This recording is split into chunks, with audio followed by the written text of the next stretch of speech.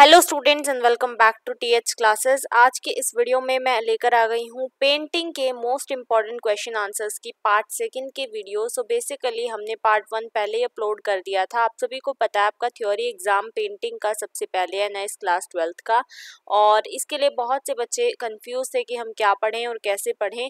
तो हमने आपके लिए मोस्ट इम्पॉर्टेंट क्वेश्चन आंसर्स की जो है वीडियोज़ हमने चला रखी हैं, जिसमें कि हम सभी सब्जेक्ट्स के आपको most important question answers provide करवाएंगे। कुछ ऐसे टॉपिक्स हैं जो बहुत बार आपके रिपीट होते हैं और बहुत बार पूछे जाते हैं, तो वही टॉपिक्स हम आपको करवाने वाले हैं।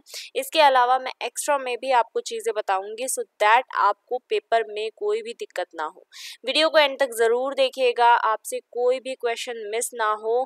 प्लीज़ इस वीडियो को पूरा देखकर, पूरा अच्छी तरह समझकर और अपने जो आंसर्स हैं, जो मैं आपको सॉल्यूशंस बताऊंगी, उनको आप अच्छी तरह से नोट कर लीजिएगा। चलिए तो शुरू करते हैं। इसका पार्ट 1 जो है वो ऑलरेडी अपलोड हो चुका है, वो आपको डिस्क्रिप्शन में लिंक मिल जाएगा, वहाँ से आप देख सकते हैं, या फिर आपको आई बटन जो है वहाँ पर भी इसका लिंक मिल जाएगा। पहले हम किसी भी चीज़ को शुरू करने से पहले उसके बारे में समझना बहुत ज़रूरी होता है ना। अगर हम किसी भी फाइट पे जा रहे हैं, वॉर पे जा रहे हैं, तो उससे पहले हमें अपने शस्त्रों को समझना ज़रूरी है कि आखिर हम किन शस्त्रों का इस्तेमाल करें ताकि हमें अच्छे से अच्छे नंबर मिले। तो ऐसे ही पेंटिंग जो सब्जेक्ट है उसके हमें पहले यहाँ पर कंटेंट समझने ज़रूरी है। कंटेंट का मतलब ये है कि इसमें क्या सिलेबस आता है, कितने आपके लेसन्स हैं, ठीक है, और किस लेसन की कितनी वेटेज है। तो यहाँ पर टोटल आपके 14 लेसन्स है, जो कि आपको यहाँ पर दिखाई भी दे रहे होंगे ये सारे। सबसे पहले आपको देखिए, जैसे इंडस वैली सिविलाइजेशन है, फर्स्ट चैप्टर ही है आपका, ठीक है। इसमें आपको सिंधु घाटी सभ्यता, हिंदी में मैं बता देती हूँ, सिंधु घाटी सभ्यता में जितनी भी पेंटिंग्स, मूर्तियाँ या फिर उस टाइम के जो स्कल्पचर्स हैं वो बने हुए हैं, या फिर वहाँ के जो आभूषण है जो कि आपके रिलेटेड हो कला से, ठीक है। पेंटिंग है तो बहुत से बच्चे ये समझते हैं कि हमें इसमें कोई ड्राइंग्स बनानी होती हैं या फिर हम आसानी से इसमें पास हो जाएंगे, ऐसा नहीं है। आपको देखिए, जैसे फर्स्ट लेसन है उसी में से आभूषण वगैरह हो गए, ठीक है, या फिर उस समय की जो फेमस पेंटिंग्स हैं वो बताइए, या उस समय के फेमस स्कल्पचर्स कौन से हैं, मूर्ति कौन सी है, कौन से मूर्तिकार थे, क्या चीज़ें वहाँ से मिली। फिर उसके बाद मौर्य से गुप्ता पीरियड के बीच की चीज़ें आपसे पूछी जाएंगी। उस बीच में आपसे बेसिकली वहाँ की आर्ट और जो आर्किटेक्चर है उसके बारे में आपसे पूछा जाएगा, ठीक है। उसके बाद आपसे टेम्पल आर्ट और स्कल्पचर से बहुत से क्वेश्चन, लेसन नंबर 4 से बहुत क्वेश्चन आते हैं। अजंता की गुफा जो है, अजंता केव्स जितने भी हैं उनसे क्वेश्चन आते हैं। इंडियन ब्रोंजेस, ठीक है, इंडो इस्लामिक आर्किटेक्चर, तो ये सारे हैं आपके। उसके बाद यहाँ से स्कूल शुरू हो जाते हैं, पहाड़ी स्कूल, दक्कन स्कूल और कंपनी स्कूल। ये 4 टाइप के स्कूल्स हैं, 4-5 टाइप के, मुगल स्कूल, राजस्थानी स्कूल। तो ये सारे स्कूल्स वाली पेंटिंग, मतलब मैंने इसमें ये सभी जितने भी आपके 14 चैप्टर्स दिखाई दे रहे हैं, इसमें से सारे इम्पॉर्टेंट टॉपिक्स और इम्पॉर्टेंट क्वेश्चन आंसर्स मैंने ले लिए हैं, सो दैट आपको कोई भी परेशानी ना हो, ठीक है। उसके बाद लास्ट है आपका फोक पेंटिंग से। तो यहाँ पर फोक पेंटिंग से क्वेश्चन बनता है फोक आर्टिस्ट के बारे में, वो भी हम आगे देखेंगे। तो चलिए शुरू करते हैं। और शुरू करने से पहले मैं आपको एक चीज़ यहाँ पर बताना चाहूँगी कि आपका बेसिकली जो पेंटिंग का पेपर होता है वो आपका डिवाइडेड होता है। 70 मार्क्स तो जाते हैं आपके प्रैक्टिकल में, और आपके जो बाकी 30 मार्क है वो जाते हैं थ्योरी में, ठीक है। अब थ्योरी में फिर उसके बाद आपको थ्योरी का कुछ 20% जाता है आपका टीएमए में। तो आपको बेसिकली इसमें पास होने के लिए 30 में से आपको 8 से 9 नंबर लाने पड़ते हैं, जो कि बहुत ज़्यादा नंबर नहीं है, और आप आसानी से इन नंबरों को ला सकते हैं। ज़्यादा आप ये मत सोचिए कि मैं ये भी पढ़ लूँ ये भी पढ़ लूँ, पढ़िए उतना ही जितना ही आपके पेपर में आपसे पूछा जाए, एग्जाम में जितना आपसे पूछा जाए। एक्स्ट्रा पढ़ेंगे तो कंफ्यूजन के अलावा कुछ नहीं मिलेगा। 70 मार्क्स प्रैक्टिकल में जाता है, पर हम चाहते हैं आपको 70 आउट ऑफ 70 मिले और यहाँ पर 30 आउट ऑफ 30 मिले, ताकि आपके नंबर जो हैं, आपके जो परसेंटेज है वो अच्छी बने और इंक्रीज होकर आपकी आए, ठीक है। तो चलिए फर्स्ट क्वेश्चन से शुरुआत करते हैं। So the very first first question is पहाड़ी कलम। ये है आपका पहाड़ी कलम के बारे में, और आपको बिल्कुल टेंशन लेने की ज़रूरत नहीं है।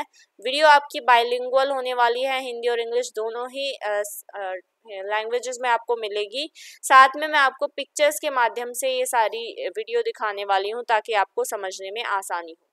क्वेश्चन नंबर 1 है व्हाट इज पहाड़ी कलम and name the theme of the पहाड़ी मिनिएचर पेंटिंग। हिंदी में देख लीजिए, पहाड़ी कलम क्या है, पहाड़ी लघु चित्रकला के विषय का नाम हमें बताना है। तो पहाड़ी कलम बेसिकली क्या होता है, एक नया स्टाइल होता है, एक न्यू स्टाइल है जो कि Himalaya foot hills of Punjab, Garhwal और जम्मू में इसको पहाड़ी कलम बोलते हैं, और पहाड़ी स्कूल ऑफ पेंटिंग के नाम से भी इसको जाना जाता है। ये जो लोकल फॉर्म आर्ट है, ये किसके द्वारा, किससे इन्फ्लुएंस है, ये मुगल कोर्ट से इन्फ्लुएंस है। ठीक है, when they took shelter in the Hindu states of this area due to the invasion of Nadir Shah. तो इसका मतलब ये है कि नादिर शाह ने जब आक्रमण किया तो ये जो मुगल थे, मुगल कहाँ पर आकर रहने लग गए, मुगल हिंदू क्षेत्रों में आकर रहने लग गए। हिंदू क्षेत्रों में आकर रहने से वहां पर उन्होंने स्थानीय लोक कला का रूप यानी कि पहाड़ी लघु चित्रकला को इन्होंने जाना और समझा। पहाड़ी पेंटिंग का केंद्रीय विषय हिंदू देवी देवताओं, राधा और कृष्ण के शाश्वत प्रेम का चित्रण है। तो आपको जितनी भी पहाड़ी पेंटिंग मिलेंगी वो किसके ऊपर मिलेंगी, यहाँ पर आप देखिए राधा और कृष्ण के ऊपर। राधा और कृष्ण जो हमारे हिंदू देवता हैं, उनके प्रेम से रिलेटेड ये हमारी पेंटिंग्स होती हैं पहाड़ी कलम की। ये एक नया स्टाइल है जो डेवलप हुआ था Himalaya foot hills of Punjab, यानी कि पंजाब में, गढ़वाल में और जम्मू की हिमालय की तलहटी पहाड़ियों में ये विकसित की गई थी, और इसे हम दूसरे नाम से भी जानते हैं, पहाड़ी स्कूल ऑफ पेंटिंग। ठीक है, और ये इन्फ्लुएंस्ड है मुगल कोर्ट से। मुगल कोर्ट यानी मुगल दरबार के चित्रकारों से प्रभावित है। तो आई होप इतनी बात आपको क्लियर है। पेंटिंग आप देख सकते हैं इस तरीके की होती हैं। अगला क्वेश्चन देख लेते हैं, हाउ डिड गीत Govinda the famous epic influence Basoli painting. यानी कि प्रसिद्ध महाकाव्य गीत गोविंदा ने बसोली चित्रकला को कैसे प्रभावित किया। तो गीत गोविंदा जो है वो किसने लिखी है, गीत गोविंदा एक फेमस एपिक है, आप कह सकते हैं एक फेमस पोयम है। ठीक है, जिसमें कि हमें किसके बारे में पता चलता है, हमें कृष्ण और राधा, अगेन कृष्ण और राधा के लव के बारे में पता चलता है। और ये जयदेव जो कि एक संस्कृत के पोएट हैं यानी संस्कृत के कवि हैं, उनके द्वारा लिखी गई है। यह कृष्ण और राधा के दिव्य प्रेम को दर्शाता है। It depicts the divine love of the Krishna and Radha. Krishna की भक्ति आराधना, डिवोशनल अडोरेशन ऑफ कृष्णा। यहाँ पर आप देख सकते हैं एक साथ एक तरफ राधा है तो एक तरफ कृष्ण है, और साथ में कुछ उसके ग्वाले हैं, और इस तरफ राधा के साथ कुछ गोपियां भी हैं। तो यहाँ पर हमें क्या पता चलता है, यहाँ पर हमें कृष्ण और राधा के प्रेम के बारे में पता चलता है।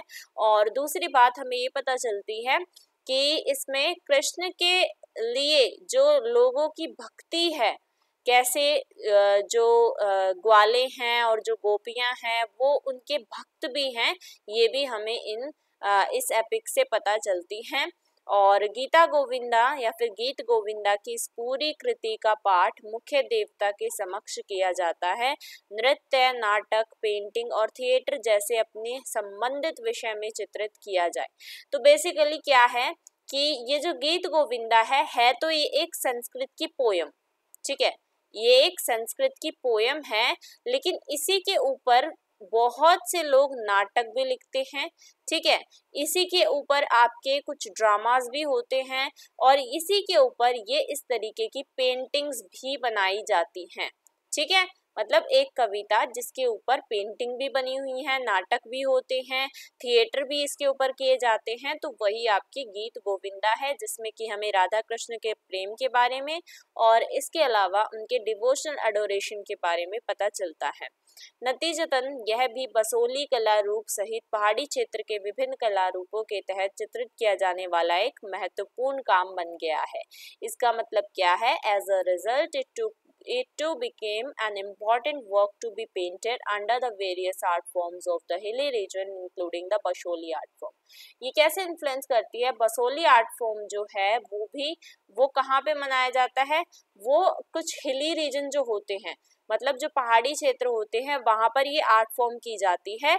और ये जो मैंने आपको बताया पेंटिंग जो है गीत गोविंदा के ऊपर, वो बसोली आर्ट फॉर्म में भी की जाती है। ठीक है, आई होप क्लियर है। आगे बढ़ लेते हैं।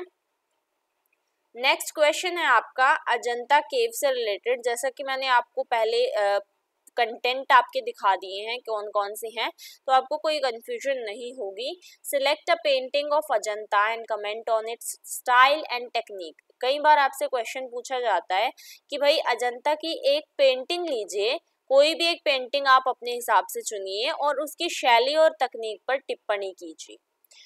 तो अजंता की गुफा, अजंता जो है ये वो इस तरीके की हैं गुफाएं इसकी। ठीक है, यहाँ पर आप देख पाएंगे कि यहाँ पर कुछ गुफा को संख्या के नाम से जाना जाता है।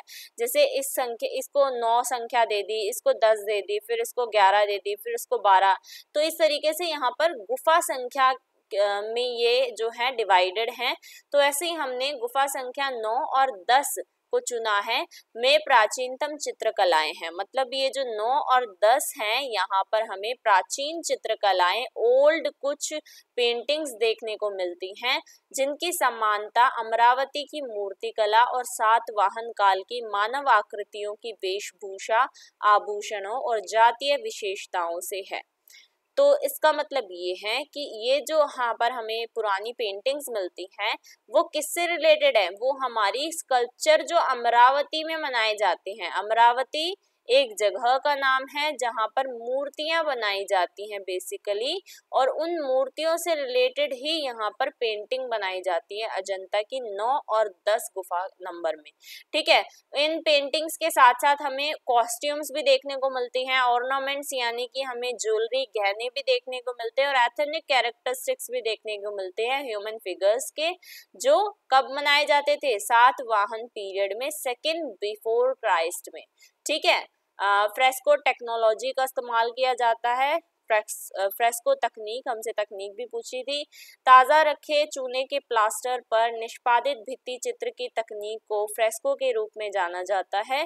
तो ताज़ा जो एक चूने का पत्थर होता है, ठीक है, चूने का जो प्लास्टर होता है उसके ऊपर चूने के ऊपर प्लास्टर को निष्पादित करके, ठीक है, उसमें मिला के उसके बाद भित्ति यानी कि दीवारों पर ये चित्र बनाए जाते हैं। इसी को हम फ्रेस्को तकनीक बोलते हैं। अजंता गुफा की दीवारें अपने भित्ति चित्रों के लिए जानी जाती हैं।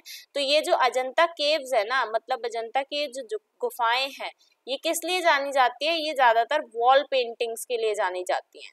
वॉल पेंटिंग यानी भित्ति चित्र, दीवारों पर बनाए गए चित्र। ठीक है, आप यहाँ पर देख भी पा रहे होंगे क्लियरली, आपको इस तरफ कुछ दिख रहा होगा। ये जो है यहाँ पर पेंटिंग्स बनाई गई हैं जो कि दीवारों को, पत्थरों को खोद के बनाई जाती थी।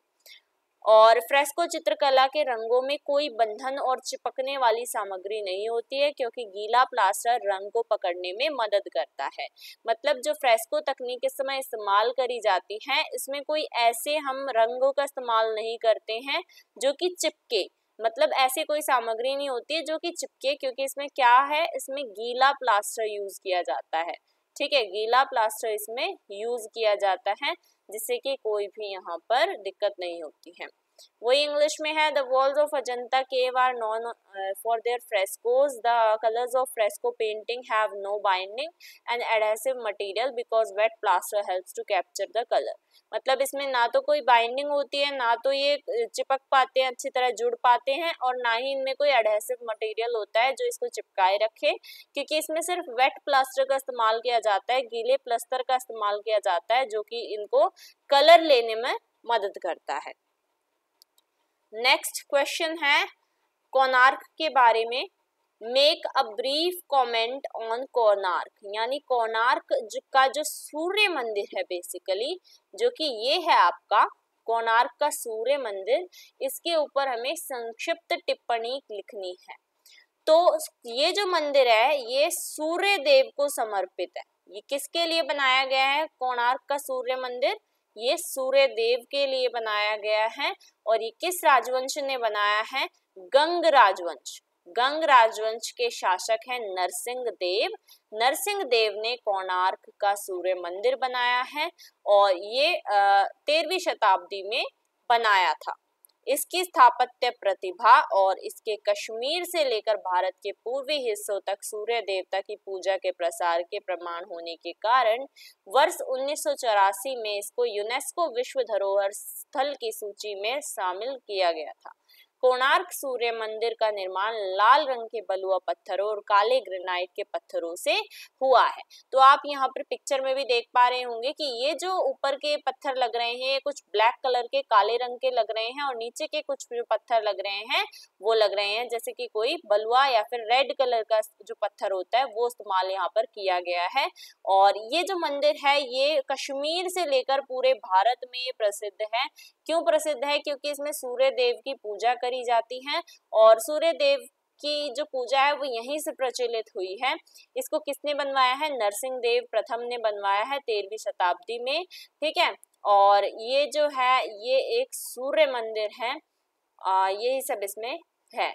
ठीक है, गंग डायनेस्टी या फिर गंग राजवंश ने के शासक ने इसका इस्तेमाल किया है और इसको यूनेस्को के द्वारा, जो यूनेस्को है आपका, उसके द्वारा world heritage site in the year 1984 में इसको वर्ल्ड हेरिटेज साइट के नाम से रिकॉर्ड किया है। ठीक है, डेडिकेटेड टू सूर्यदेव, सूर्यदेव को डेडिकेटेड है। Konark was built in the 13th century by Narasimha Deva या फिर Narasimha Deva, the ruler of the Ganga dynasty, due to the architectural brilliance and evidence of its spread of worship of the sun god from Kashmir to the eastern parts of India. It was included in the list of UNESCO World Heritage Site in the year 1984. ठीक है, basically यही है कि इसकी जो एक तरह से कला है आप देख पा रहे हैं, इसको बहुत अच्छी तरह से ब्रिलियंट तरीके से बनाया गया है और इसीलिए ये हेरिटेज साइट में आता है। जो आई होप क्लियर है। इसको रेड सैंडस्टोन से और ब्लैक ग्रेनाइट स्टोन से बनाया गया है। नेक्स्ट है how did Rajput painting develop, यानी कि राजपूतों की जो पेंटिंग है, राजपूत पेंटिंग जिसे बोला जाता है, वो कैसे डेवलप हुई। What is the contribution of Guler school in its development, और जो गुलेर स्कूल है उसका क्या योगदान रहा है इसकी डेवलपमेंट में। The term Rajput painting was coined by scholar Ananda Kumaraswamy as most of the rulers and patrons of these states were Rajputs. तो राजपूत जो पेंटिंग है उसका नाम कैसे पड़ा? उसका नाम देने के लिए स्कॉलर आनंदा कुमार स्वामी यानी विद्वान आनंद कुमार स्वामी ने इसका नाम राजपूत पेंटिंग सबसे पहले लिया, क्योंकि इसमें जो इन राज्यों के शासक थे और जो संरक्षक थे वो ज्यादातर कौन थे? राजपूत थे।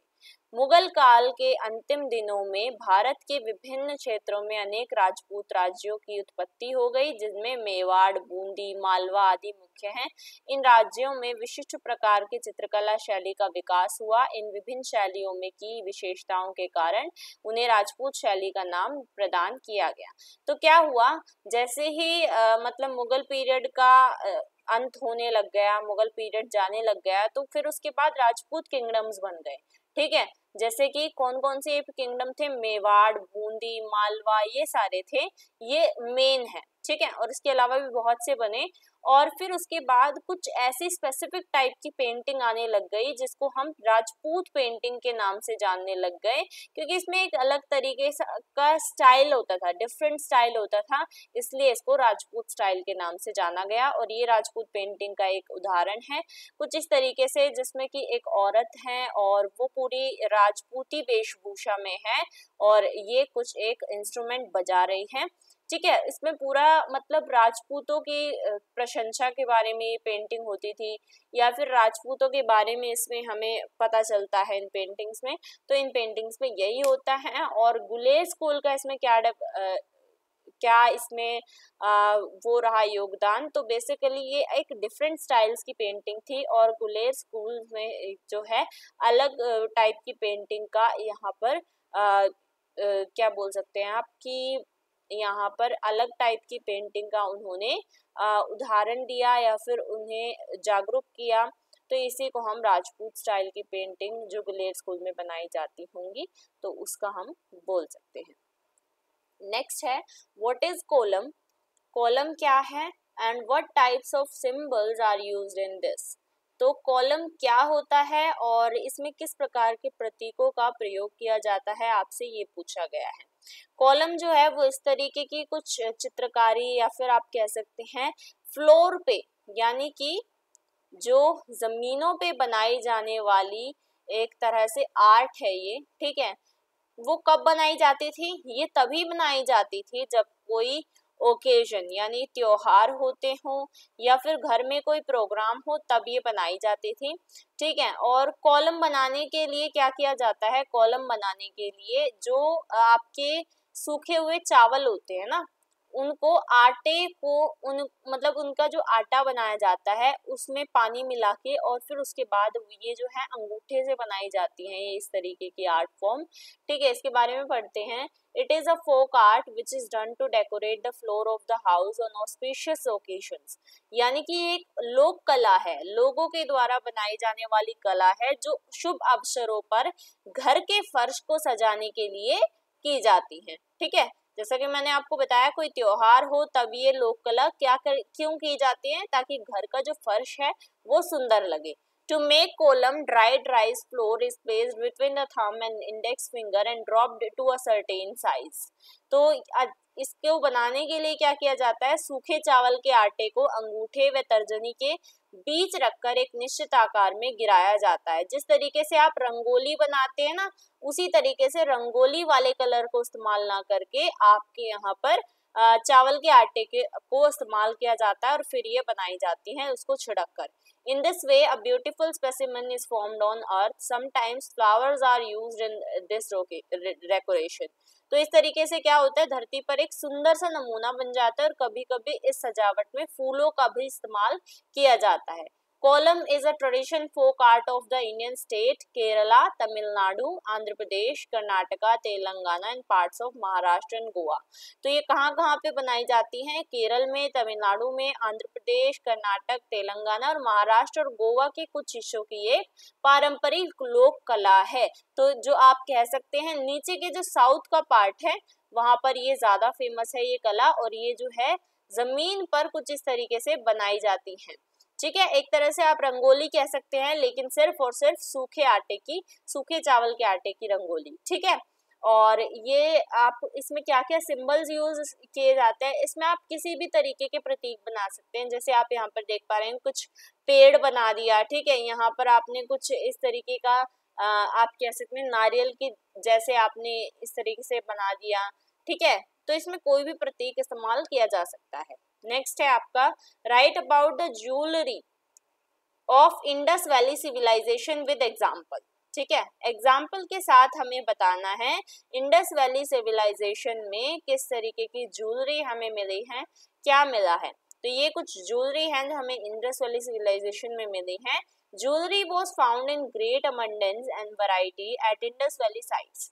तो सिंधु घाटी स्थलों पर आभूषण बहुत अधिक मात्रा और विविधता में पाए जाते हैं, जिनमें हमें क्या क्या मिला है, जिनमें हमें बहुत सारे सोने, चांदी, जेड हार, कान की बालियां, पेंडेंट, बेल्ट, चूड़ियां मिली हैं। तो आप देख पा रहे हैं ना, कान की बालियां भी हैं इसमें, ठीक है, पेंडेंट भी हैं इसमें, चूड़ियां भी हैं, गले के हार भी मिले हैं और सोने के भी हैं इसमें, चांदी के भी हैं। तो ये सारी चीजें हमें कहाँ से मिली हैं, इंडस वैली सिविलाइजेशन या फिर सिंधु घाटी सभ्यता से मिली हैं। यह जेड हार शिल्प कौशल और डिजाइनिंग का एक उत्कृष्ट उदाहरण है। The Z necklace is an excellent example of craftsmanship and designing. मतलब हमें ये पता चलता है कि उस समय पे भी बहुत सुंदर डिजाइन्स बनाए जाते थे और इसके अलावा क्राफ्ट्समैनशिप, ठीक है, जो उनके द्वारा बनाई गई एक तरह से शिल्प कौशल जो इनमें था वो हमें यहाँ पर इसमें देखने को मिलता है। और ये इसमें क्या क्या होते थे, they were made of 30 round beads and 6 oval beads. 30 गोल मोतियों और 6 अंडाकार मोतियों से ये बने होते थे। All ornaments were well crafted, और सभी आभूषण बहुत अच्छी तरह से तैयार किए गए थे। मतलब आप देख पा रहे हैं यहाँ पर बीड्स का इस्तेमाल, ये देखिए ये वाले ओवल बीड्स हैं और ये वाले आपके राउंड बीड्स हैं। मतलब 30 राउंड बीड्स लगते थे और 6 ओवल बीड्स का इस्तेमाल करके ये जो है बनाए जाते थे। ठीक है, आई होप क्लियर है आपको। आगे बढ़ लेते हैं। और बहुत बार मैंने ये इंडस वैली सिविलाइजेशन के जो ज्वेलरी हैं, उनकी जो रहन सहन है, वो किस तरीके से उनका पॉलिटिकल नेचर था, कैसे वो इकोनॉमिक वे में रहते थे और उन्होंने किस तरीके से अपने घरों को निर्माण किया हुआ था, वो सारी चीजें आपकी कई बार पूछ ली जाती हैं। पार्ट 1 आप जरूर देख लीजिएगा ताकि आपको कोई भी दिक्कत ना हो। पार्ट 1 अगर आप देख लेंगे ना तो सेकंड पार्ट आपको देखने में आसानी होगी और समझ में भी आएगा। चलिए नेक्स्ट क्वेश्चन है, give a general introduction to the temple art of 8th century in India. मतलब 8वीं शताब्दी में हमारा जो टेम्पल आर्ट था, मंदिर कला थी, वो किस तरीके की थी, उसका हमें सामान्य परिचय देना है। The Masroor temples also referred to as Masroor और rock out temple is an early 8th century complex of rock cut Hindu temples in the Kangra valley of Beas river in Himachal Pradesh. तो ये जो टेम्पल्स होते थे ना, ये कुछ इस तरीके से होते थे कि नीचे से ऊपर की ओर जाते जाते ये एक तरह से चोटी का निर्माण कर देते थे। ये 8वीं शताब्दी में ऐसे टेम्पल्स बनाए जाते थे। आज के समय पे अभी आप देखेंगे तो भी इस तरीके के ही टेम्पल बनाए जाते हैं, जो नीचे से तो गोल होते हैं, नीचे से इस तरीके के त्रिभुज आकार के होते हैं और ऊपर जाते जाते ये जो है एक चोटी का निर्माण कर देते हैं। तो ये टेम्पल्स हमें 8वीं शताब्दी से ही मिलने स्टार्ट हो गए थे। और एक टेम्पल है मसरूर टेम्पल, जिसको हम मसरूर मंदिर के नाम से भी जानते हैं या रॉक आउट मंदिर के नाम से भी इसको जानते हैं। हिमाचल प्रदेश में ब्यास नदी जो है उसकी कांगड़ा घाटी में चट्टानों को काटकर बनाए गए हिंदू मंदिरों का 8वीं शताब्दी का प्रारंभिक परिसर है। तो ये कैसे बनाया गया, हिमाचल प्रदेश में ब्यास नदी है, ठीक है, ब्यास नदी है, उसमें एक कांगड़ा घाटी है। कांगड़ा घाटी की जो चट्टाने हैं ना, घाटियों में आपको पता है इस तरीके की चट्टाने होती हैं, उनको काट कर ये मंदिर जो है बनाया गया है। ठीक है, और इस मंदिर में क्या क्या है, भारत में मंदिरों का मुख हिमालय की धौलाधार श्रृंखला की ओर और उत्तर पूर्व की ओर है। यह मूर्तिकला कैलाश मंदिर की दीवार को सुशोभित करती है जो शिव के उपासकों को समर्पित थी। यह राहत पैनल युद्ध के दृश्यों को प्रस्तुत करता है जिसमें देवता राक्षस को नष्ट करने में लगे हुए हैं। इसमें हमें क्या पता चलता है, इसमें हमें कैलाश जो टेम्पल है उसको ये इसकी मूर्तियां अडॉर्न करती है। मतलब शिवा, भगवान शिव जो है उसके वर्शिपर्स के लिए ये मंदिर बनाए जाते थे, भगवान शिव की पूजा करने के लिए ये मंदिर बनाए जाते थे। और इसमें हमें ज्यादातर ये देखने को मिलता है कि जो देवता है, जो डायटी है हमारे, वो डेमन का यानी कि राक्षसों का नाश कर रहे हैं, वैसी मूर्तियां इसमें ज्यादातर हमें देखने को मिलती हैं। ठीक है, आगे बढ़ते हैं। नेक्स्ट क्वेश्चन है आपका, what is the significance of Mahishasura Mardini in Ellora temple sculpture. तो जो आपकी एलोरा गुफा है या फिर एलोरा जो मंदिर है उसमें एक मूर्ति है महिषासुर मर्दनी, जो ये मूर्ति है। ठीक है, इसमें हमें इसका महत्व क्या है, इसका सिग्निफिकेंस क्या है। The Devi takes different forms of Durga, Lakshmi and Saraswati and destroys the demons Madhu and Katabha, Mahishasura and Shumbha and Nishumbha. तो इसमें क्या है, देवी दुर्गा लक्ष्मी और सरस्वती के विभिन्न रूप धारण करती है और राक्षसों जैसे मधु और कैटभ, महिषासुर और शुंभ और निशुंभ को नष्ट करती है। यहाँ पर आप देख पा रहे होंगे देवी दिखाई देती है जो कि मारते हुए दिखाई देती है राक्षसों को। तो महिषासुर मर्दनी, महिषासुर का मर्दन करते हुए माता दिखाई देती है। ठीक है, जो कि हमें किस चीज का प्रतीक दिखा रही हैं, जो कि हमें हर फियर को, मतलब ये दिखाती हैं कि हमें हर तरीके के डर को अपने अंदर से खत्म कर देना चाहिए। कहा जाता है कि महिषासुर मर्दनी स्तोत्र भक्ति को शांति देता है और सभी भय और उदासी को दूर करता है। यह संदेह, क्रोध, अहंकार और जड़ता जैसी नकारात्मक भावनाओं को दूर भगाता है। तो ये जो महिषासुर मर्दिनी का एक ये जो स्कल्पचर है, ये हमें क्या सिखाता है कि हमें किसी भी प्रकार के भय को, किसी भी प्रकार के डर को अपने अंदर से खत्म कर देना चाहिए। ये डिवोटीज यानी कि जो इसको देखते हैं, जो इसकी पूजा करते हैं, उनके अंदर शांति लाता है। उनके अंदर से कोई भी नेगेटिव इमोशन जैसे डाउट हो, एंगर हो, ईगो या इनर्शिया, उनमें से सभी नेगेटिव इमोशंस को ये बाहर निकाल फेंकता है। ठीक है, यही आपकी महिषासुर मर्दिनी है। नेक्स्ट है question, what is Phulkari, meaning of Phulkari. ठीक है, फुलकारी क्या है, उसके बारे में, उसके डिजाइन के बारे में हमें कुछ लाइंस लिखनी है। फुलकारी का अर्थ क्या है, इस डिजाइन पर कुछ पंक्तियां लिखो। तो फुलकारी इस तरीके की फुलकारी बाग है। ठीक है, ये जो फुलकारी एक कला होती है, टाइप ऑफ एम्ब्रॉयडरी है, जो कि चुनरी यानी आपकी जो चुन्नियां होती हैं उनके ऊपर या फिर आपके दुपट्टा के ऊपर ये की जाती हैं। फूल और करी दो शब्दों से मिलकर ये बना है। फूल का मतलब आपको पता ही है, फ्लावर। ठीक है, फ्लावर जो आपके फूल होते हैं, और कारी का मतलब होता है कला, यानी कि फ्लावर्स के द्वारा बनाई जाने वाली कला। This embroidery originated in ancient India, now Pakistan, and requires highly skilled workmanship. तो ये एम्ब्रॉयडरी कहाँ से ओरिजिनेट हुई है, ये एंशिएंट इंडिया यानी कि जो पुराना भारत था, जो कि अब पाकिस्तान में है, वहां से ये जो है एम्ब्रॉयडरी ओरिजिनेट हुई है। और इसके लिए काफी ज्यादा हाईली स्किल्ड वर्कमैनशिप चाहिए। Traditional varieties of fulkari are large items of fabric and include chop, tilpatra and नीलक and बाग। ठीक है, तो आपको बाग वाली तो मैंने ये दिखा दी है, ये एक तरह से चुनरी पर आपकी की गई है। आपने बहुत सी अपनी मम्मी की या फिर अपने सिस्टर्स की आपने चुन्नियां देखी होंगी जिन पर ये फुलकारी वाली एम्ब्रॉयडरी देखने को मिलती है। फुलकारी एक तरह की कढ़ाई होती है जो चुनरी दुपट्टों पर हाथों से की जाती है। ये बहुत ही बेहतर तरीके से सिर्फ और सिर्फ हाथों से की जाती है। ये शब्द फूल और कारी से बना है, जिसका मतलब फूलों की कलाकारी करना है। इस कढ़ाई का जन्म प्राचीन भारत, जो कि अब पाकिस्तान में है, हुआ था, जिसमें बेहद कुशल कारीगरों की जरूरत होती है। फुलकारी की पारंपरिक किस्में कपड़े की बड़ी वस्तुएं हैं और इसमें चोप, तिलपत्र, नीलक और बाग शामिल है। ठीक है, चलिए आगे बढ़ लेते हैं। सो नेक्स्ट क्वेश्चन है आपका, tell us about the motive and design of kantha art.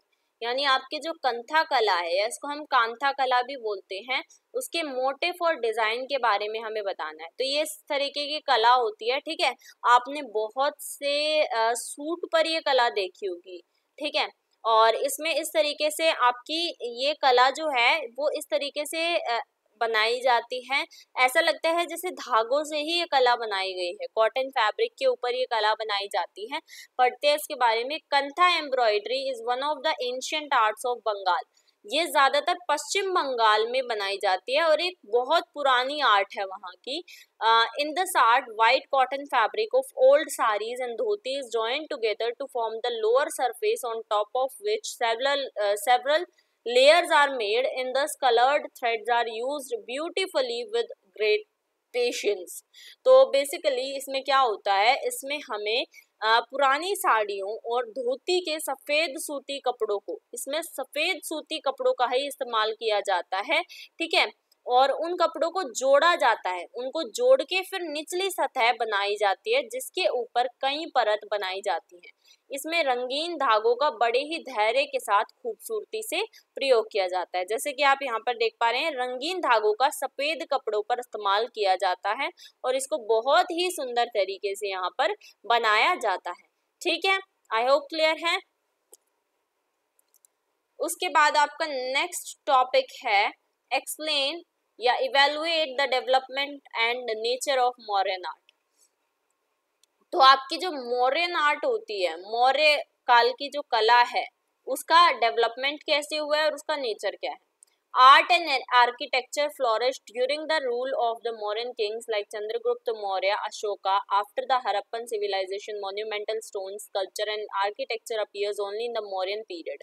तो चंद्रगुप्त मौर्य, अशोक आदि मौर्य राजाओं के शासन काल के दौरान कला और वास्तुकला का विकास हुआ। तो मौर्य काल में भी कुछ ऐसे शासक हुए, जैसे चंद्रगुप्त मौर्य है, अशोक ने इस तरीके का ये बनवाया है, ठीक है। इसको हम क्या बोलते हैं, सिंह शीर्ष बोलते हैं इसको, ठीक है। और ये आपके नोटों पर भी देखने को मिलते हैं, जो आपके नोट आप इस्तेमाल करते हैं उन पर ये देखने को मिलता है। और चंद्रगुप्त मौर्य ने बहुत सारी मूर्तियों का निर्माण करवाया, वास्तुकला का निर्माण करवाया है। हड़प्पा सभ्यता के बाद स्मारकीय पत्थर की मूर्तिकला और वास्तुकला केवल मौर्य काल में दिखाई देती है। मतलब सिर्फ मौर्य काल में ही आपका हड़प्पा सभ्यता के बाद इस तरीके की कला दिखाई देती है, मूर्ति कला वगैरह। इसमें हमें चैत्य और विहार एक एग्जाम्पल है, चैत्य और विहार से भी आपका रिलेटेड आएगा। स्तूप भी यहाँ पर बनाए गए, स्तूप जो होते हैं वो इस तरीके के होते हैं, बिल्कुल गोल, ठीक है। स्तूप भी बनाए गए। Several art forms were produce in the kingdom during the 4th to 2nd century, ठीक है। यहाँ पर चौथी और दूसरी शताब्दी के बीच में बहुत सी आर्ट फॉर्म्स बनाई गई हैं। The main feature of art was transition from wood to stone, caves, pillars and stupa are example of modern art. मतलब इसमें हमें सबसे मुख्य विशेषता क्या देखने को मिलती है कि यहाँ से लकड़ी से पत्थर में ये बदल गए हैं इसके फॉर्म्स। मतलब पहले लकड़ी के बनाए जाते थे, फिर उसके बाद इन्होंने पत्थरों तक जाना स्टार्ट कर दिया, ठीक है। ये इसकी बहुत बड़ी विशेषता है। गुफाएं, स्तंभ और स्तूप मौर्यकालीन कला के उदाहरण हैं, ये बहुत बड़े उदाहरण हैं, ठीक है। आगे बढ़ते हैं। Right about the style of construction of goal गुम्बद। गोल गुम्बद से रिलेटेड बहुत बार आपका आ जाता है। गोल गुम्बद की निर्माण शैली के बारे में लिखिए। तो गोल गुम्बद जो है वो मोहम्मद आदिल शाह ने बनवाया था। इसको हम गोल गुम्बद के नाम से भी जानते हैं, जो कि सबसे लार्जेस्ट डोम है इंडिया में। मतलब सबसे बड़ा, सबसे लार्जेस्ट, फर्स्ट नंबर पे अगर कोई डोम आता है। डोम का मतलब क्या होता है, डोम का मतलब होता है एक तरह से एक गुम्बद, ठीक है। इस तरीके से ये बनाई गई है, गोल बिल्कुल ऊपर से, और इस पे 4 इस तरीके के स्तंभ है, एक यहाँ है, एक यहाँ है और एक इसके अपोजिट है, ठीक है, यहाँ पे। और ये जो है 4th लार्जेस्ट है पूरे वर्ल्ड में। मतलब इंडिया पे ये पहले नंबर पे आती है और पूरे वर्ल्ड में ये 4 नंबर पे आती है। It was built in the year 1656 at Vijayapura. ये विजयपुरा में 1656 में बनवाई गई थी। गोल गुम्बद counts among the finest example of Deccan Indo Islamic architectural style. तो ये जो है ये किसमें आती है, दक्कन इंडो इस्लामिक वास्तुकला शैली जो है उसका एक बेहतरीन उदाहरण है। The colossal structure made out of dark grey basalt, it reaches up to 51 meters in height, while the giant dome has an external diameter of 44 meters, making it one of the largest dome ever built. मतलब इसकी जो ऊंचाई है वो total कितने metre है, 51 metre है इसकी पूरी ऊंचाई। और ये जो मतलब ये जो ऊपर का जो ये गोल गोल है ना, इसका पूरा डायमीटर है 44 मीटर का, जो कि बहुत ज्यादा हो जाता है। और जो इसको सबसे, मतलब अब तक जितने भी गुम्बद बने हैं उनमें सबसे बड़ा गुम्बद यही है, ठीक है। नेक्स्ट क्वेश्चन है चैत्य और विहार से रिलेटेड, ठीक है। चैत्य और विहार के बारे में हमें बताना है, हिंदी में भी आपका सेम है।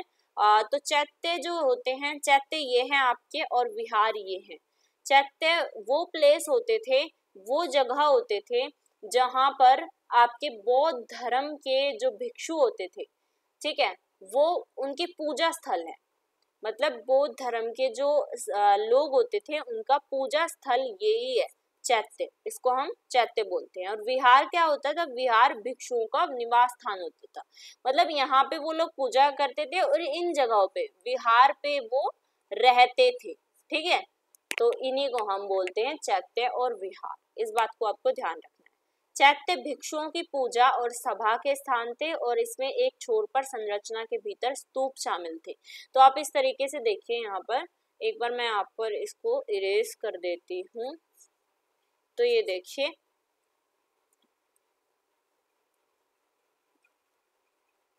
ये देखिए यहाँ पर, एक मिनट रुकिए, यस। तो आप अगर देखेंगे तो ये पूजा के स्थान थे, जो चैत्य होते थे वो पूजा और सभा के स्थान थे बौद्ध भिक्षुओं के।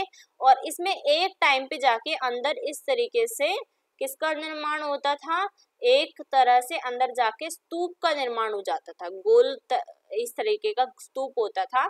और विहार जो था, विहार एक मठ था जिसमें बौद्ध भिक्षु रहते थे। यहाँ पर वो लोग रहते थे, क्यों? क्योंकि यहाँ पर वो लोग बरसात से बच जाते थे। ठीक है, बरसात में जब बरसात के दिन आते थे उनमें ये उनके आवास के रूप में कार्य करते थे। तो यही है बेसिकली इनका अंतर। ठीक है, चैत्य वो जगह है जहाँ पर ये लोग वर्शिप करते थे, असेंबली लगाते थे। ठीक है, अंदर जाके स्तूप बन जाता था एक एंड पे जाके। और विहार वो जगह है जहाँ पे मोंक्स जो थे वो रहने के लिए इसको इस्तेमाल करते थे, और रेनी डेज पे ये अकोमोडेशन के लिए यूज होता था। ठीक है, तो आई होप क्लियर है इतनी बात। आगे बढ़ते हैं। नेक्स्ट क्वेश्चन है ढोला मारू के ऊपर, ये भी बहुत बार पूछा जाता है। Describe the painting on the story of Dhola Maru. Dhola मारू की जो कहानी है उस पे आधारित एक चित्रकला बनाई गई है, जो ये है। इस चित्रकला का हमें वर्णन करना है। तो जो ढोला मारू पेंटिंग है वो एक, ढोला मारू एक रोमांटिक टेल है, यानी वो एक ये जो है ढोला मारू, ये बेसिकली राजस्थान के है। ठीक है, राजस्थान में इनको रोमियो जूलियट के नाम से भी जाना जाता है। और ये इनके बारे में बताते हैं कि इस पेंटिंग में हमें ये पता चलता है, ये जो ढोला था वो एक नरवार का प्रिंस था, और मारू जो थी वो पूगल की प्रिंसेस थी।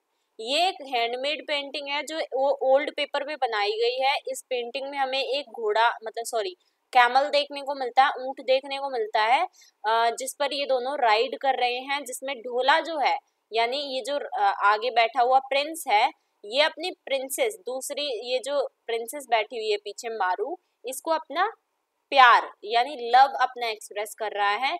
इसमें ये एक येलो कलर की कैनोपी के ऊपर बैठे हुए हैं, और उस पे एक रेड कलर का कर्टेन जो है वो बिछा हुआ है। आप नीचे देखिए, येलो कलर की कैनोपी है और उसके ऊपर रेड कलर के कर्टेन यानी कि पर्दा सा बिछा हुआ है, और इस पे एक जो पीछे ग्रीन बैकग्राउंड है, ये जो ग्रीन बैकग्राउंड आपको देखने को मिल रहा है, ये बहुत ही ज्यादा सुंदर लगता है। बेसिकली यही है इस पूरी पेंटिंग में। और इसमें हमें ये जो नरवार का राजा है और ये जो पूगल की प्रिंसेस है मारू, इनके लव स्टोरी के बारे में पता चलता है। हिंदी में पढ़ लेते हैं। ढोला मारू राजस्थान में रोमियो जूलियट गाथा की तरह ढोला और मारू की एक रोमांटिक कहानी है। यह नरवर राजकुमार ढोला और पूगल राजकुमारी मारू की एक प्रेम कहानी है। यह पुराने कागज पर हस्त निर्मित यानी कि हैंडमेड पेंटिंग है, हाथों से बनाई गई एक पेंटिंग है। इस पेंटिंग में ऊंट की सवारी को दर्शाया गया है। ऊंट की सवारी ये दोनों कर रहे हैं, जिसमें ढोला मारू से अपने प्यार का इजहार करता है। उन्हें रचना के ऊपरी भाग में लाल जो पर्दा है उसके साथ एक पीले छत्र के नीचे बैठाया हुआ दिखाया गया है। और ये जो इनकी ढोला मारू की जो स्टोरी है ये राजस्थान में बहुत ही ज्यादा पॉपुलर है। ठीक है, इसीलिए इसके ऊपर बहुत सी पेंटिंग्स बनाई गई हैं। ना सिर्फ ये, बहुत सी अलग अलग पेंटिंग इसके ऊपर बनाई गई है। आगे बढ़ते हैं। Right an essay on Madhubani painting. Madhubani जो पेंटिंग होती है उसके ऊपर हमें एक निबंध लिखना है। ठीक है, Madhubani painting has its origins in Mithila region of Bihar. Madhubani जो इस तरीके की पेंटिंग होती है ये बेसिकली बिहार में भी मिथिला एक जगह है, वहां पर ये बनाई जाती हैं ज्यादातर। The painting is one of the oldest and most famous Indian art form which is also practised in Nepal. ये जो पेंटिंग है ये सबसे पुरानी और सबसे प्रसिद्ध भारतीय कला रूपों में से एक है, जो नेपाल में भी प्रचलित है। मतलब ये वाली पेंटिंग नेपाल में भी बहुत ज्यादा फेमस है। मधुबनी कला के निशान भारतीय महाकाव्य रामायण में भी देखे जाते हैं। मतलब इसके जो मधुबनी के ट्रेसेस है ना, वो हमें रामायण एपिक में भी देखने को मिलती हैं। It is also known as Mithila और मधुबनी आर्ट।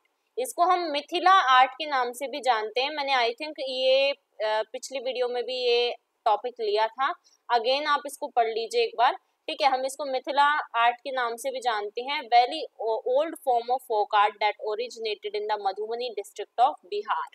ठीक है, तो मधुबनी जो है इसको हम मिथिला या मधुबनी कला के नाम से जानते हैं, और ये बहुत पुराना है, पुराना रूप है कला का, जो कि बिहार के मधुबनी जिले में उत्पन्न हुई थी। बिहार में मिथिला राज्य है, उसका जिला है मधुबनी। ठीक है, और जिले के नाम पे ही इस मधुबनी पेंटिंग का नाम रखा गया है। इसमें क्या किया जाता है, इसमें चावल के पेस्ट और प्राकृतिक रंगों से इसको बनाया जाता है, ठीक है। It is made up of rice paste and natural colors. The colors are derived from flowers like marigold, rose. The painting show human beings, animals, trees, flowers, birds, etc. तो हमें यहाँ पर ये जो रंग बनाए जाते हैं ना, नेचुरल कलर्स, ये किससे बनाए जाते हैं, कई बार ये फ्लावर्स से यानी कि फूलों से बनाए जाते हैं। फूल कौन कौन से होते हैं, गेंदा, गुलाब, इन जैसे फूलों का इस्तेमाल करके ये रंग बनाए जाते हैं। और इन चित्रों में हमें मनुष्य यानी इंसानों, जानवरों, पेड़, फूल, पक्षी ये सब दिखाई देते हैं।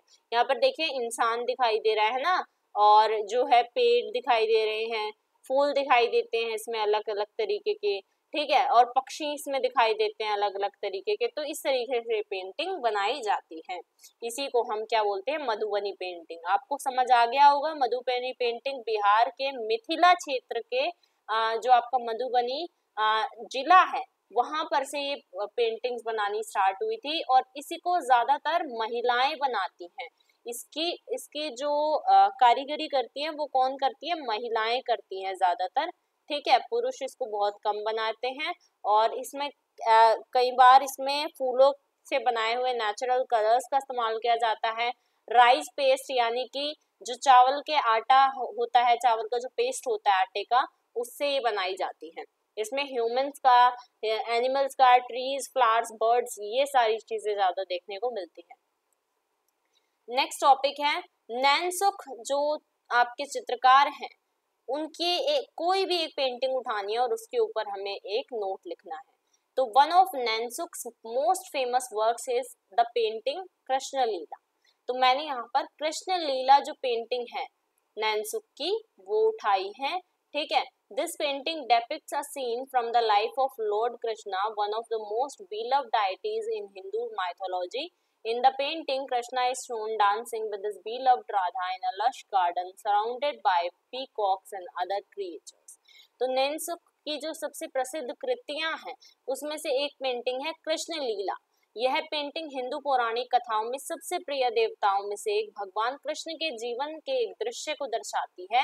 पेंटिंग में कृष्ण को अपनी प्रिय राधा के साथ एक हरे भरे बगीचे में मोर और अन्य प्राणियों से घिरे हुए नृत्य करते हुए दिखाया गया है। और यहाँ पर ये भी एक पेंटिंग है जो कि कृष्ण लीला पर ही है, जिसमें भगवान विष्णु और साथ में कृष्ण और इसके सामने यशोदा माँ और नंदलाल दिखाई देते हैं। और ये भी एक कृष्ण लीला की ही पेंटिंग है। पर जो नैनसुख द्वारा बनाई गई है उसमें हम देखते हैं कि जो भगवान कृष्ण है वो राधा के साथ डांस करते हुए दिखाई देते हैं, जिसमें कि कहाँ डांस कर रहे हैं, हरे भरे बगीचे में। वहां पर मोर भी हैं, बहुत सारे प्राणी हैं, अन्य पक्षी हैं जिनके सामने वो डांस कर रहे हैं। नेक्स्ट क्वेश्चन है आपका, how does folk artist help the rural society. यानी जो लोक कलाकार होते हैं वो ग्रामीण समाज की किस प्रकार सहायता करते हैं। The rural societies need for art and craft objects are supplied by the local artist and craftsman which are mainly of three types, ritualistic, utilitarian, individualistic, ठीक है। ग्रामीण समाज की कला और शिल्प वस्तुओं की जरूरतों की आपूर्ति स्थानीय कलाकारों और शिल्पकारों द्वारा की जाती है। ये तीन प्रकार के होते हैं, अनुष्ठानवादी, उपयोगितावादी और व्यक्तिवादी। मतलब जो आपके फोक आर्टिस्ट होते हैं वो तीन तरीके की पेंटिंग बनाते हैं। पहली वो पेंटिंग ऐसी बनाते हैं जो कि रिचुअल्स पर होती है, रिचुअल पे ऊपर बेस होती है। मतलब ऐसी पेंटिंग जिसमें कि हमें त्योहारों के बारे में ज्यादा बताया जाए, या फिर कोई अनुष्ठान है, कोई कार्य है उसके बारे में हमें पता चले, ठीक है। सेकंड होती है यूटिलिटेरियन, मतलब यूटिलिटेरियन जिसमें हमें उपयोगितावादी, मतलब कोई ऐसी चीज है जिसका हम उपयोग कर सकते हैं, उपयोगितावादी चीजों के बारे में हमें ये पेंटिंग देखने को मिलती है। एंड द थर्ड है इंडिविजुअलिस्टिक, वो है व्यक्तिवादी, मतलब किसी एक फेमस व्यक्ति को उठा लिया, उसके ऊपर पेंटिंग बना दी, ठीक है। इंडिविजुअल के ऊपर पेंटिंग बनाना, इसमें हमें decorative wood carving, embroidery, basket work, earthenware, ये सारे टिपिकल यूटिलिटेरियन फोक आर्ट हैं। सजावटी लकड़ी की नक्काशी, कढ़ाई, टोकरी का काम, मिट्टी के बर्तन, ये सारी उपयोगितावादी लोक कला में से हैं। और ये कैसे रूरल सोसाइटी को हेल्प करते हैं, तो बेसिकली अगर जो कला वगैरह ये बनाएंगे वो बाहर जाकर वो बेचते हैं, फिर उसके बाद रूरल सोसाइटी में हो जाती हैं, तो वो कलाएं फेमस होती हैं और उस सोसाइटी का भी नाम होता है। वहां पर एक तरह से एम्प्लॉयमेंट भी मिलती है। कला अगर नई निकल के आती है, कोई भी फैक्ट्री अगर नहीं डली, मान लीजिए कोई भी फैक्ट्री अगर नहीं डल रही है, तो वहां पर क्या होगा, वहां पर एम्प्लॉयमेंट आएगी, क्योंकि लोगों को वहां पर वर्कर्स की जरूरत होगी। तो इस तरीके से ये जो फोक आर्टिस्ट है वो रूरल सोसाइटी की मदद करते हैं। नेक्स्ट है कुतुब मीनार के ऊपर एक शॉर्ट नोट लिखना है, और बहुत बार ये क्वेश्चन आ जाता है। तो कुतुब मीनार जो कि 72.5 मीटर्स लंबा है, was the first building constructed in the Indo-Islamic style। तो कुतुब मीनार जो 72.5 मीटर लंबा है, इंडो इस्लामिक शैली में निर्मित सबसे पहली इमारत थी। इंडो इस्लामिक में जितनी भी इमारतें बनी हैं उनमें सबसे पहली इमारत कुतुब मीनार थी, और इसका निर्माण, its construction started during the region of Qutubuddin Aibak, the founder of the sultanate. और इसका निर्माण जो था वो सल्तनत के संस्थापक कुतुबुद्दीन ऐबक के शासनकाल में शुरू हुआ था।